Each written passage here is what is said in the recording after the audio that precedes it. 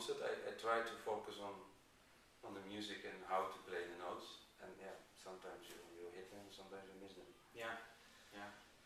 But yeah, if you focus too much on hitting the notes, then you have a risk of, if you miss one, you miss the next, and you start to worry, you miss more and more, to sort of collapse. But I try to, it's easy to talk about it, but it's difficult to do, but I try to focus on being, the thing is, as long as you breathe well, you can play normally. And then, okay, you can miss a note, but generally you can sound well, and okay, the moment the breathing blocks, then you're lost. So what I try to focus on is on the breathing and on the music. Right. And then, yeah, the work has to be done before. If I can play the piece, probably it's sort of okay. If it didn't prepare well, you cannot expect in a concert everything to go perfect. Right. So it's, yeah, in the preparation you try to make it as solid technically as possible, and in the concert, okay, that's what it is. And everybody misses notes. Exactly. So you have to accept it, because if you don't accept that, you're always afraid for those kind of people who do not understand that. They will be in the hall that he missed them, he misses not. But then you have to try to think that's their problem. If they can't hear between that, then okay, then it's their loss. It's their problem. It's easy to say to think, because everything I say now is what I try to do. There's many concerts that you think, oh shit, I hope it all works and it happens to everybody. But then I try to think, okay, whatever. This is what it is. It will never be perfect, because nobody is perfect. And right. Yeah. Try to enjoy it. That's what's great about live music. It's and you try to enjoy it yourself, then hopefully they enjoy it. And if not, okay, they spoiled a few hours in their life, but what's that? Yeah. So is there anything right now that you're struggling with in music, maybe? You're struggling all the time. Right. No, it's not a specific thing. You're struggling every day. What my sort of daily routine is to take 1 hour in the morning, hopefully in the morning, to look, okay, how am I today? How is the breathing? How is the slide? And funny enough, it's every day different. So you're every day in that hour sort of struggling to get it all to work. Breathing can be very tense after long sleep or whatever, and you struggle that day maybe for half an hour or 1 hour to get it to work. Or the timing of the slide is just not how it should be, and you know that it's not how it should be, but how do you exactly repair it? Right. So every time I try to take 1 hour to sort of repair those things and get to sort of basic level. And that's every day different. And there's not a specific, I'm always, to be honest, struggling a bit with my low register. That has always been, and it will always be not my best register, so I have to focus on that more in the practicing. Okay. So normally I now, of course, after 10-15 years practicing on it, you sort of manage. Yeah. But it's never if I play, if I stop playing for 3-4 days, that's the first thing that's gone. Okay. It's always my weaker side.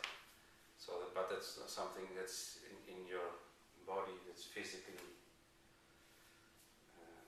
made, so yeah, that's not something that will ever be my favorite register. But right. Of course, when you do all these contemporary solo concertos, then they expect you to play low as well, so I have to be able to do it, but that's always been a bit of a struggle for me. And for the rest, yeah, you struggle with every new piece. There are things, especially with contemporary things, I like very much to do new things and have people write pieces for me. And I don't like to say before what they should write and what they can't write. So they always say, write what you think would be nice. And then I always can say later when I practice that it's not possible. So there's always things on the limit that you first will it be feel like you manage? But then so that's also a struggle. And then sometimes even I had Theo Verbeij, a Dutch composer, wrote a concerto for me with the Concertgebouw Orchestra 2 years ago, and he wrote things that I thought, okay, I'll try. And then you try and you think, okay, I'm going to manage. And even 2 weeks before the concert, I suddenly had to say, okay, it's all fine, but 1 or 2 notes we have to change. And then so I went back to the composer and he changed those 1 or 2 notes, and then it was possible. So you're always sort of with new music struggling if it's possible on the instrument. But I like that also. I mean, I like to try and see if it's possible or not. And yeah, that's the main thing. It's not something specific. But every day is different, so every day sometimes the most easy things can be the biggest struggle. Sometimes you have to just play a very soft chord in the orchestra and suddenly it's not working. And it becomes a big thing for the whole week because by coincidence the first rehearsal they didn't speak. Yeah, and then all week you're focused on that one note and hope it works. We all know that kind of feeling. Exactly. And it's for everybody the same. So that can suddenly you have struggles that you will never expect to have. Yeah. And it's always changing. And it's always changing. 1 week it's all fine, and the next week like it's perfect soft playing. Yeah, that's difficult. Yeah. And especially when the conductor does this, it has all to work. It's Yeah. not. That's the difficulty of orchestra playing. It's not that you have to be able to do it, but you have to be able to do it on any moment the conductor decides to do this. Right. And you're never ready for it. And still it has to work. And there's always all the trombone solos in the repertoire are never on a nice, good moment. They're too long wait, and then too high start, too loud, too soft, too low. There's always something wrong with it.